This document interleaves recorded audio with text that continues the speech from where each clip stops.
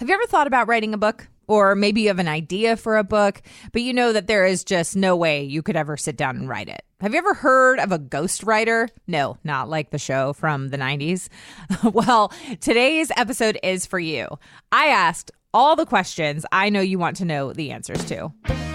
Welcome to Business with Purpose. I'm your host, Molly Stillman of stillbeingmolly.com, and this show is all about bringing you the stories behind the brands, companies, and small businesses that are changing the world. Each week, I interview an entrepreneur, CEO, nonprofit director, or just an incredible person who is trying to change the world with what they do for a living. My goal is to show you that no matter what you do for your career, you can make an impact wherever you are. My guest this week is Joshua Lisec, the world's only award-winning, celebrity-recommended, #1 international best-selling certified professional ghostwriter. He is the founder of the entrepreneur's Wordsmith, Ohio's first certified professional ghostwriter, and a multiple-time #1 international best-selling ghostwriter. He's also been a contributor to Forbes as a ghostwriter, a TEDx speaker, and he is a 2-time published novelist. Now, he has taken his gift of being able to put pen to paper, or I guess fingers to typewriter, and write books, and he is using it to create change and impact so many people as a ghostwriter. Today's conversation was so fascinating, and I learned so much, so I know that you're going to love it. On to my conversation with Joshua. Welcome to the show, Joshua. How are you today? Hey, Molly, it's dandy to be here. I'm pretty psyched for our conversation. I am really psyched because you have an occupation that I think a lot of people are pretty fascinated by. And I'm just going to go into full disclosure mode. It's an occupation I am fascinated by, and that is you are a professional ghostwriter, and you are just somebody who you are using your talents and abilities as a writer to serve other people, and it's an industry I have always been kind of enamored with or fascinated by in so many different ways, and so I'm just so excited to hear your story. And so in order to do that, we're going to actually dive right in, and I'm going to have you give us what I call the Joshua 101. So tell us who you are and kind of how you got started ghostwriting. Yes. So not only am I a ghostwriter, I'm the world's only award-winning, celebrity-recommended, #1 international best-selling certified professional ghostwriter. Oh, that is amazing. Can you say that again? Because that's amazing. Sure thing. So I am indeed an award-winning writer. I've been recommended by celebrities, not only personally by celebrities as like, this is the guy to go to for ghostwriting, but also famous authors and whatnot have endorsed books that I have written. I have had a track record of #1 international bestsellers, even books that have sold not like 2 or 3 copies to rank in a category on Amazon, but tens of thousands of copies a month after the release of the book. In addition to that, I am a certified professional ghostwriter. There is a university, California State University, Long Beach. They are the only academically sponsored ghostwriting training program in the world. To my knowledge, there's been only about 50 people who've completed this difficult program. Basically, it's not so much like, oh, you get educated, learn how to be a ghostwriter. Rather, you demonstrate professional proficiency as a ghostwriter, complete this master's degree level program, and earn your professional certification. I'm the first and only one in Ohio. That is amazing. I mean, to have that really incredible, that byline is pretty impressive, I have to say. So I would just love to know, how did you know that this was something that you were interested in doing? At what age did you realize you were really good at writing? And when did it ever even occur to you that this could be an option as a career? Yes, yes. So my story goes back to when I was a kid. I love reading the both the children's and the adult stories, the novels by C.S. Lewis, the of course Chronicles of Narnia, as well as the space trilogy. Basically, before there was the sci-fi genre, there was C.S. Lewis Yeah. writing this space trilogy. Highly recommended for people who want Narnia for adults. In any case, reading those books as a kid, I wanted to become a novelist myself. I was so inspired by those stories. Well, it turns out that before I was the ripe old age of 21, I was in fact 20 years old, I had a 2-book deal with an independent publishing house out of Washington, D.C. Right around that time, I started a freelance writing business. I always had a knack for writing. Being homeschooled, you tend to be well-versed in communication, written communication. And so I decided to put that skill to use, make a little bit of cash on the side. And funny thing happened. I'm promoting these novels out and about, sharing the good news. I'm taking selfies with fans, signing books, autographs, all that good stuff, speaking on panels about my book. And a couple of my clients independently reached out to me and they said, "Hey, Joshua, so we went and checked out your novel. We really liked it. We just pulled in. It's past midnight and we're still reading it. Love how this book reads. It's very compelling. Can you help me do the same?" I don't want to write a novel, they said. I want to share my story, my experiences. A couple of preachers later reached out to me and said the same thing. "Hey, we'd like to share our testimony in the book. Can you help us out?" And at first, I was kind of taken aback. I had never heard of the profession of ghostwriting, as strange as it is to say that now. I just hadn't at the time. And so I initially didn't know that there was such a way to help them. And then I looked up this thing called ghostwriting, and one thing led to another. I said, "Yes, okay, fine, I'll help you with your book." And I've been saying, "Yes, okay, fine, I'll help you with your book," 40 books later. That's amazing. That is amazing. Now, it wasn't until, okay, so I don't know how much this will date me or not, but I loved the show Ghostwriter as a kid. So for those that are like, what is the show Ghostwriter? Also, apparently they're doing a reboot of it on like Hulu or Netflix maybe. But Ghostwriter as a kid was about this group of teenagers who would solve mysteries, and there was like a composition book that a literal ghost would write in to give them clues for the whatever crime they were trying to solve. And so, no lie, when I was in late high school or early college, somebody had talked about working, or like they had read a book that they had heard was written by a ghostwriter, and I was like, "Wait, what? Like it was written by a ghost?" Like, I just was really confused and didn't realize that ghostwriting was a thing. And so I've just ever since that I've been fascinated by the idea of it, and I realized that just there are a lot of people that have a story to tell, but they're not innately, like, they're just, writing is not their gift. They have this incredible story, they have this message that they want to get out to the world, and they aren't necessarily equipped with the skills to actually write it and put it in a book. So it makes complete sense that they would hire somebody to do that.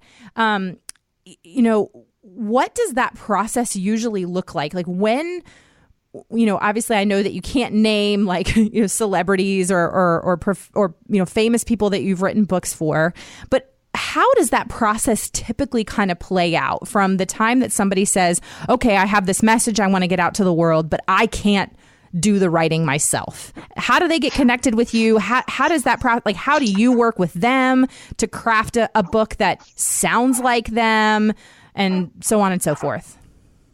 Yes, Molly, you bring up a great point, and that's why people work with a ghostwriter. We'll talk about that process from going from vague ideas for a book to a published masterpiece. But first, you brought up the point about why people enlist a ghostwriter's help in the first place. And yes, there are people who just don't quite have the knack for writing. Maybe an email is no problem. A blog posts are no problem. Even sermons are no problems. But when you think about 300 pages of material to come up with, you find yourself in a strange paradox. You open up Word, you type chapter 1, and then at that moment, as soon as your finger presses the number 1, you know everything you could write about. Like there's a vast library of topics you could pull out. Yet for some reason, you don't know exactly what to say. And so it's that self-censorship, self-critical spirit, self-editing that blocks a lot of authors from manifesting an amazing book. And this isn't just first-time authors this affects. I work with authors who've been traditionally published. They've gotten book deals on previous works, critically acclaimed even, bestsellers. And when they come to their second book or third book, it's just not quite the same. And they find themselves self-editing and being critical, knowing what people have said about their previous works. And so they get into a place where they need to step away. And speaking like an entrepreneur who wants to work on their business, not in their business, authors want to work on their book, not in their book. Your job, your effort, your energy as the author should really go towards the impact you want your book to have, that high-level goal of the book, rather than does this adverb go here or here in the sentence? That is such a great point, and I would have never thought about it that way. So, and also really fascinating to think that there are authors who have previously written a book themselves who then might reach out to a ghostwriter.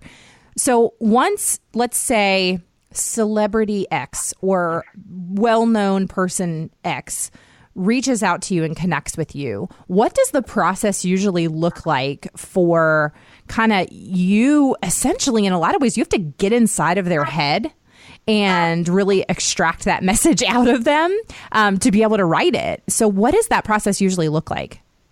Yes, the immediate first step, Molly, is a free manuscript strategy session. This answers a couple of questions. Number one, should you be writing a book at all? Sometimes the answer is no, in which case I'll pleasantly release the person from the call. If the answer is yes, then what do readers want from your book? And this is a different question than I know a lot of folks would ask an aspiring author, what do you want to write about? We take it from a different perspective. What do your readers want? And there's some research methods that we employ as the ghostwriter, the professional ghostwriter here, to find out what do your future readers want from the next book they read in your category. Because the last thing you want to do is write a book that nobody wants to read. It can't sell itself. People see the title and say, what the heck is that all about, right? But it can sell itself on its own merit. People take a look at the table of contents and they say, wow, that's amazing. I have to buy this book. So in order to answer that question for you, what should your book be about? We'll take care of that in the manuscript strategy session. So that way, the biggest question as an author, what is my book going to be about? I'm not quite sure. I just know I need one. We'll answer that in 60 minutes or less. That's the very first step. At that point, if it makes sense to work together as the confidant ghostwriter, also known as a therapist, as many of my clients call me, the personal therapist, not just a ghostwriter, we'll get into we'll go the step-by-step process of writing a book. So we don't have a few conversations over a weekend, I disappear for 6 months, come back with the manuscript. Rather, it's an iterative process. In the first month of work together, our job is to know exactly what this book is going to cover, what it's going to deliver, how it's going to transform people's lives, mindsets, businesses, health, whatever the specific topic is. And then what we'll do in the months afterwards, typically one chapter a week for several months. So we'll hop on a call.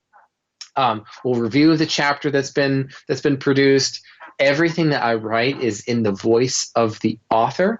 So I'm not just repeating, what's been transcribed from a conversation we've had, but rather what I'm doing is I'm saying, hey, what is it that you are trying to say? If you were the uncensored version of yourself, the authentic version of yourself, how would you tell this story? And oftentimes it's a third-party person who's better at doing that because they're not so close and have a lot of emotions and feelings stirred up around the topic. So the chapter reads like you wrote it. You can't even tell with the ghostwriter that you work with a ghostwriter. My clients are always telling me that. Like, it's not just what I wanted to say. It's the best version of what I could have said. Not quite sure how you did that, Joshua, they say, but let's plow on forward with this. So that's the type of feedback that I often get. We go chapter by chapter, again, an iterative process. We get to the manuscript, the full thing here. What we'll do is we line edit it according to the Chicago Manual of Style. This is what sets a self-published book apart from a masterpiece that you would expect to see on the shelves, on a bestseller list, is the stylistic considerations.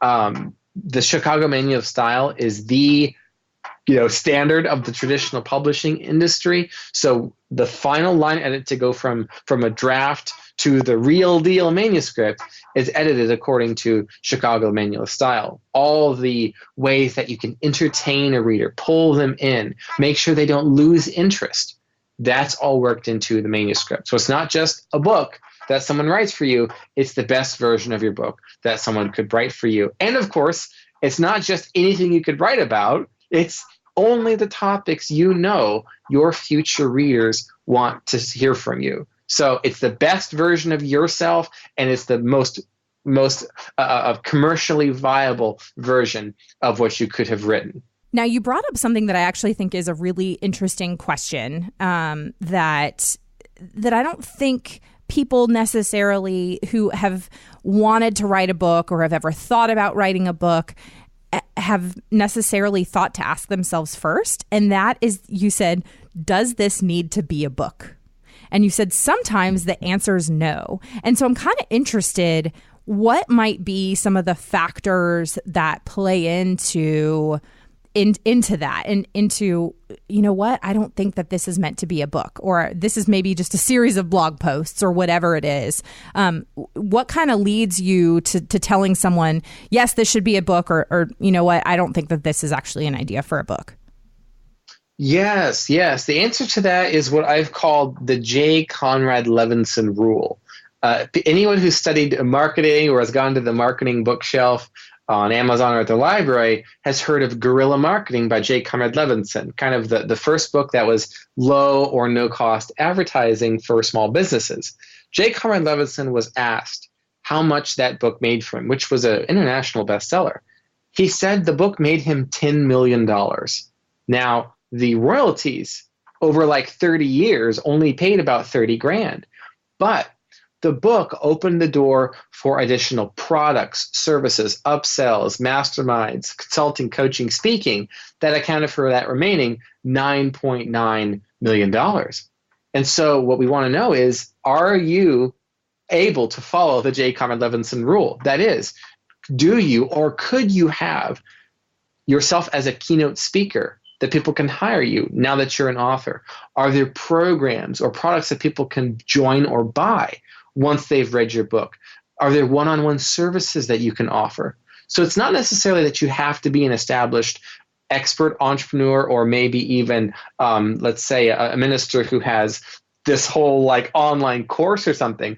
But is there an additional step after people read the book? Even if it's one-on-one coaching or becoming a paid speaker for events that are on your topic. There must be some next step for you as an author to see a glorious return on investment in this process. And if there's really not ROI here, if it's just, to kind of write a legacy book for your family or for your community, there's not, if you'll be happy if it sells 3 copies, that's all, then it may not actually be best for you to write a book. But if you see, I'm going to be a speaker, I'm going to do workshops, I'm going to bring this message of healing to the world through this method and that method, I'm going to do interviews, I'm going to, if there is an opening to something beyond the end, then it's probably makes sense for you to write a book, because it's an easy first purchase from a ministry, from a community, from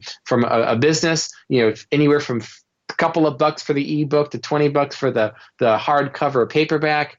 And people are pulled into your message. They're persuaded to adopt a new way of thinking and being in the world. And they're excited to take that next step with your organization. I think Rick Warren of Saddleback Church, The Purpose Driven Life, did a really good job of this. taking an impactful message and turning it into essentially a self-sustaining enterprise with those additional premium resources for those who are interested. So that's a good way of how to turn a book into a profitable venture. If that's you, you probably need to write a book, friend. That's a really, really great distinction, because I think sometimes people think that, you know, oh, you write a book and you sell all these copies and like, woo, you're bathing in money. And like, actually, most authors like don't actually make that much money off of their books. My mom was actually an author, and her memoir was a New York Times bestseller. It inspired a TV show, and it, you know, we were for sure not rolling in the dough. You know, so I think there's just a very large misconception that that it's something that is this quick moneymaker when it's not. Now, obviously, if you're somebody like a Rick Warren who writes The Purpose-Driven Life, or you're, a Barack Obama who sells his, his book, or Michelle Obama's Becoming, or whatever. Like, I'm just trying to think of like big bestsellers, things like that. Like, yeah, you might make some money off of it, but ultimately it's more of a stepping stone to something else. Yes, and just like stepping stones across a creek, you want the stones to be there before you start walking. Ooh, that's how good. You get to the revenue sooner. Yeah. For example, one particular author who's in the marketing space at Ghostwriter Book 4, what we did is we took a look at one of her premium courses. And what we did is we wrote a book that got people excited to implement what was in the course. So we teach the what to do, tons of examples, a new way of marketing your organization, your product, your service, yourself online. We covered, like, this is the new way to market and persuade online 101. That was essentially the textbook. And something very exciting happened. Well, you can look at the metrics on Kindle to see where people are in the ebook. And we found that most people were stopping the book halfway through. And hours later, they were showing up inside of her program just as we designed.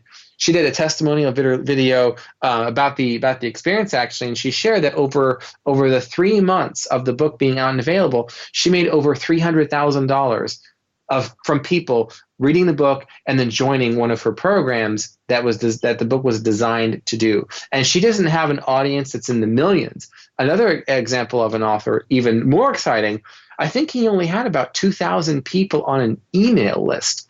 He had a slightly higher priced online course that the book led readers to. He did a testimonial video explaining how the book generated $1 million in revenue over 12 months. That was directly resulting from the book. And he even said, if there was not a book here, this additional revenue inside of my business would not have come to be. So even if you don't have a mega audience, you're not a former president, the ROI is absolutely there, as long as those stepping stones are laid out first before you or as you become one who's on the authorship journey. I'm going to take a quick break from my chat with Joshua just to thank our sponsor of the show, and that is No Issue. Now, for my business owners, whether you have a business or brand and you ship things, if you ever ship things and you are a business or brand, trust me, No Issue is for you. No Issue is the online platform for designing and ordering custom, sustainable packaging for your business or brand. They have low minimum order quantities, which is awesome because it makes it accessible for businesses of all sizes. They have worldwide delivery in 3 weeks or less for free. And they have a team of designers on staff ready to help you make your customized packaging beautiful, because it doesn't have to be ugly, even though it's sustainable. Everything is compostable, recyclable, and the paper products are FSC certified. So check out noissue.co and use the coupon code PURPOSE15 for 15% off your first order. Now back to my chat with Joshua. There's another thing that you kind of mentioned that I think is would be an interesting kind of conversation to have. And that's, you'd mentioned something about like when somebody picks up the book and they look at the title and they say like, well, what is this or whatever. And we always hear that cliche like, oh, don't judge a book by its cover, or don't judge a book by its title. But we actually kind of know that that's not really that true. Like we do kind of judge books by covers and titles. And obviously if the book has a bad title and a bad cover and it has amazing content, then sure, maybe some word of mouth. But what have you found? Is there like a secret formula, or have you learned over the years, like what is it about what makes a book title or a book cover like really suck people in and say, I want to check this out, or I want to at least pick it up and look at the table of contents or read the summary or read some of the endorsements or whatever it is? I love this question because I know you probably haven't heard the answer before. In fact, many of you listening, you haven't heard this before, and all the advice you've gotten on writing books, coming up with title generating covers, etc. It's a new mindset to adopt as you think about writing the book. And that mindset is this. It's a question, actually. And the answer is where that formula you're asking about comes in, Molly. The question is this. How could your book sell if you didn't market it at all? The answer is online search. When we go over to Google, we type in what it is that we're looking for. How to deal with your kid's acne. How do you plant mushrooms in your backyard? How do you market your business online? How do you give a TEDx talk? All sorts of things we're looking for information about. Well, people are doing the same thing on Amazon, on Barnes & Noble, on Goodreads, Audible, wherever people go to buy books. We're searching with intent. Yeah. So think about the buyer's journey. If you're going and looking at books online, that means you're serious about learning a topic. There are certain search terms that people are typing in, and it's probably not your clever title you came up with late one night in the shower, friend. Okay? It's how to ABC. It's how to this, how to that. So there's a fantastic tool you can get called Publisher Rocket. What Publisher Rocket does is you type in the keywords around your book. And then what Publisher Rocket does is it looks at how many people a month use that and related search terms online, specifically for Amazon books. It doesn't just tell you that, the volume of how many people are looking for books like this on this topic. It also tells you if you rank on the top of the search results for that search term, how much you can make each month. It's an amazing tool because it actually tells you what book topics are profitable and which aren't. So what you'll do then, as you think about what is my book going to be about, what topics am I going to cover, what's going to be my subtitle, even my title, you get Publisher Rocket. It's a nominal $97 for the lifetime access to that software. I'm not selling it, but I just highly recommend it because it's so useful. And then what you can do is allow the titles and the keywords that people are actually searching, let those inform what your subtitle is going to be, what your pitch for the book is going to be, even what topics you cover, so that you have many chances of selling copies just by putting your book in front of people who are going to buy a book anyway. That is gold. Joshua, for anyone listening that has ever thought about writing a book, that right there, like that is gold. That is a gift that you just gave them. I mean, for me, that was a gift to me. That's, I have shared on the show that I've been in the process of writing a book for a few years now. I had started it a few years ago, had to put pause on it for a little while because of some personal stuff going on and God clearly telling me that he was writing a different story that I was going to tell later down the road. And so it's just, but that kind of stuff is the stuff that no one is necessarily thinking about. And I love that you brought up that it's not the clever title you came up with in the shower. Like that is I know that could not be more true for so many people. And I bet that in the line of work that you're in, you've heard so many people come to you with like, oh, I got this great, clever title. And you're like, nope, it's not going to work. That's right. In fact, I just talked to an author earlier today. She got a pretty solid traditional book deal with a mega publisher out there. And her book, unfortunately, it kind of bombed a little bit. Well, not a little bit, it bombed a lot. And when they decided when they polled the readers who actually read it and asked, what was your hesitance to buying this book in the first place? They said, from the title alone, I had no idea what it was about. It was only because I saw a bunch of ads for it online, I eventually decided to buy it because I knew it was relevant. Now, so this author is now going about a totally different process with her upcoming books, and that's let's do the keyword research. Let's find out what people are actually looking for. So what I've just shared with you, some of the biggest publishers in the frickin' world have never even heard this advice before. Now, I have to also ask the question, and I know you kind of touched on this a little bit because you started off as an author yourself, writing for yourself.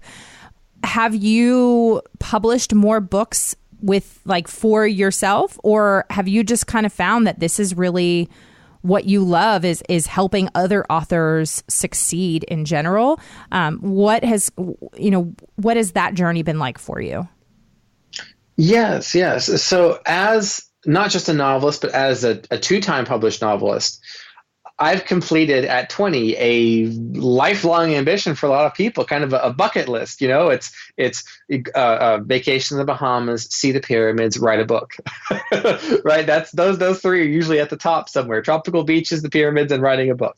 And since I did that not just once but twice as a young feller, I'm kind of at the point in my life now where it's most rewarding to help other people walk down this path successfully, and creating those moments of revelation where we take a vague, kind of a boring idea for a book and give it that exciting, persuasive spin on the topic that positions it right where we know readers are going to be ready to buy this thing. It's a rewarding experience for the author, and therefore it is for me. So I guess you could say I'm kind of a book midwife of sorts, helping people down to get their bundle of joy into the world. A book midwife. That is amazing. Well, it's funny because one of my best friends is a published author. She just actually published her second book back in August. And at her book launch party, I emceed the book launch party. And we had 120 people show up to this book launch party. And I told her, I was like, hey, you asked me to MC this thing, so we're going to do this my way. And so I made everyone in the room sing happy birthday to her book, and which she thought was hilarious. Because I was like, so many authors talk about how it is like birthing a different type of baby. And so I was like, well, we're going to sing happy birthday to it. So I love that you call yourself a book midwife. That just further confirms my understanding that it's like birthing a different kind of baby. And with Ghostwriter, it's actually even more than that. I'm not only the midwife, I am the surrogate. Yes, we can really push this analogy. Like we could continue this analogy like real far. When authors work with me, that the minimum that is required of their time and effort is an hour a week for 2 to 3 months. That's what it will allow us to get the full scope of the manuscript out of your head, your heart, and get those stories, those impactful stories, those examples. If there's previous work you have, whether they're recordings of sermons, or you've shared your testimony across podcast interviews, or you've got online journal notes that you've shared, a blog, we can repurpose a lot of that material for the book. And it's just so refreshing for authors who've been really stressing over and praying over a book for years and years and years to just hand it off to someone else, know that it will be taken care of, brought to term, and be a healthy, beautiful book at the end of that 9 months or so, which, strangely enough, is the average time it takes me to work with an author to produce their book. So I know that obviously you clearly, as a professional ghostwriter, you work with a lot of authors and to write their books for them. You also work with people who are interested in writing a book kind of on their own. Is that correct? That's right. I have a done with you plan as well. This is Yeah, you could call it manuscript coaching, book coaching, whatever you'd like to call it. But basically, you're writing your own book, but every section, every chapter, what we're doing is we're getting together on a regular basis, having a live call where you basically will share, here's what I want to write about. We'll talk through how to structure that material best, what the next chapter needs to be able to deliver. You'll write that section, and then we'll get back together. And what we'll actually do here is we'll actually walk through step by step, paragraph by paragraph, even sentence by sentence, how to tweak it, how to shape it. So you could say, I'm ghostwriting live in front of you, to improve upon the chapter draft that you've just written down, and just kind of brain dumped, as you might say. Again, no need to censor yourself, because we know that even as raw as it may be, it can become wonderful through that professional guidance. So that's another way that authors work with me, is kind of a done with you experience. I don't know if this is a question I can ask, but I'm going to ask it. And if you can't answer it, that's okay. What does that usually look like from a cost perspective? Like, is this something that people can, that there's ways to do it that's affordable for anybody? Or is this something that like somebody's going to be investing in a lot of money up front, whether it's they're taking the ghostwriting route or sort of the coaching route? Yes. As you can imagine, pricing varies greatly by the scope. Some people, they already have a manuscript and they just need to kind of get it polished up a little bit, and making sure that, whatever works in the book, we emphasize that. What doesn't work, we rework it, we play with it. That can be as low as $2,500 for that complete blueprint for basically rehabbing a down and decrepit book that it needs some help to get to that next level. That's okay. We'll make it happen. That process is good for authors who already have a manuscript. They know it's just not quite right, and they just don't want to have to try to go through another edit by themselves. Now, if we're doing the full ghostwriting package, I would usually say that's, imagine you're hiring a full-time online business manager or an accountant for it, full-time accountant for the year. That's cost in terms of investment, probably pretty similar to that, depending on what your book is in terms of length, how many books are going to be in the series, that sort of a thing. But in addition to just the ghostwriting, I've created a complementary process to that, which combines the best of traditional publishing with the best of self-publishing. It's a process I call ghost publishing. With ghostwriting, someone else does all the work, you take all the credit. Ghost publishing, someone else does all the work, you get all the royalties. What we do is we set up an independent publishing business. Yes, a real publisher that's in your name, you're the registered owner of this business, and it goes through all the traditional processes of a normal printing press would. You get fantastic international distribution and reach, access to bookstores, libraries. Your book looks like the real deal. None of the amateur mistakes that we see doom a lot of self-published books out there in terms of the quality.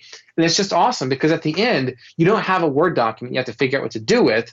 You have a book that's available for sale worldwide that people are searching for, they're finding, and they're buying. That's the most popular plan of all authors, because it's the entire full service experience done for them, even to the point that they have an audiobook that's produced and it's available for purchase for the audio, people who prefer audio. Joshua, you are just such a wealth of knowledge. You are just, I could ask you 700 more questions, but that would be a really long podcast. So I'm not going to do that. But I am really just grateful for you kind of just sharing your wisdom and your experience. And I know that it's funny because every time I talk about writing, especially like on Instagram or something like that, I always get messages from people who say, oh, I've always wanted to write a book, or I've always thought about that. And kind of like you were saying earlier, it's like that bucket list item for a lot of people, where they say like, oh, go to Mount Kilimanjaro and write a book and see the pyramids. Yeah, it's one of those things for a lot of people. And so your wisdom and experience and kind of guiding people along the way to achieving that dream is really, really valuable. So thank you so much for that. Absolutely. You're very welcome. I've been happy to chat with you today. With working with the ghostwriter, I know a lot of people will be like, well, someone else wrote it. Can I really feel like it's mine? That is one of the benefits of this process that I've outlined here today. And that is you get to keep the pride of authorship. When you're talking about your book, when you're going on the interviews, when you're autographing it, it truly feels like it's you. It is your voice. We're the only ghostwriting company on the planet that uses a software-driven approach to make sure we're actually recreating your authentic communication style in print. So it really is you. Your voice, your spirit comes across on every page, except you just don't have to do the heavy lifting of deciding where this adverb goes or where it doesn't. Does a period go here? Does it go there? What's the best way to tell the story? All those things that prolong the process, we take care of for you so you can get to the result of being an author faster, better, and easier than ever. Joshua, before we go, I just have a couple more questions that I wanted to ask you that are just kind of some fun, lighthearted, get-to-know-you questions that my listeners always look forward to. So, Joshua, are you ready for the get-to-know-you round? I am. Awesome. All right. So the first question is, if you had to eat the same meal for dinner every night for the rest of your life, what would it be? It would probably be baked tofu with some variation of hot sauce, along with grilled mushrooms and onions and a side of guacamole. Okay. So full transparency, the only two things I liked in that list were guacamole and hot sauce. But hey, I like it. That's awesome.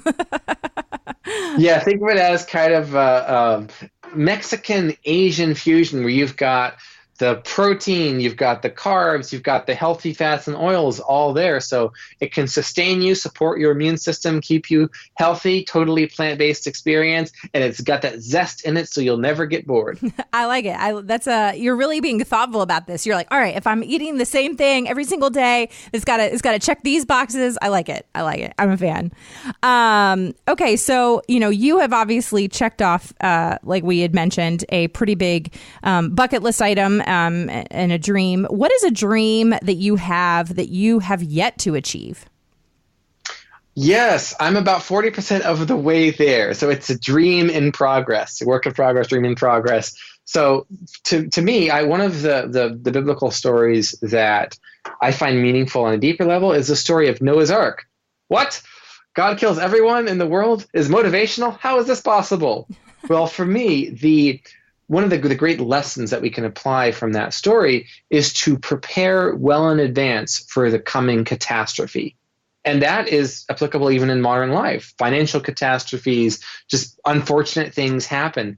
And so what we've done with our ghostwriting business is rolling over the profits into a real estate investment venture. So what we're doing is we're buying and rehabbing properties in working class neighborhoods, renting them out at a nice, fair rate. And so our ultimate goal is to replace, or I guess not just but replace rather, but cover our annual living expenses for the family, so that in the event of a financial collapse or a catastrophe, or one of us is, I'm no longer able to work, something bad happens to someone in the family, we will be okay. We will have an ark. That is really inspirational. I love that. And I just love that you, it's a certain mindset. My husband's a financial advisor. And so he talks a lot about kind of that preparation financially and leaving a legacy, not only making sure that you and your family are taken care of, but your kids and grandkids and all that kind of thing. And the financial impact that you can have on multiple generations, not just on this generation. So I love that. That's amazing. And the fact that you're 40% of the way there. Hey, I can't wait to hear when you do achieve that dream, because it's going to be amazing.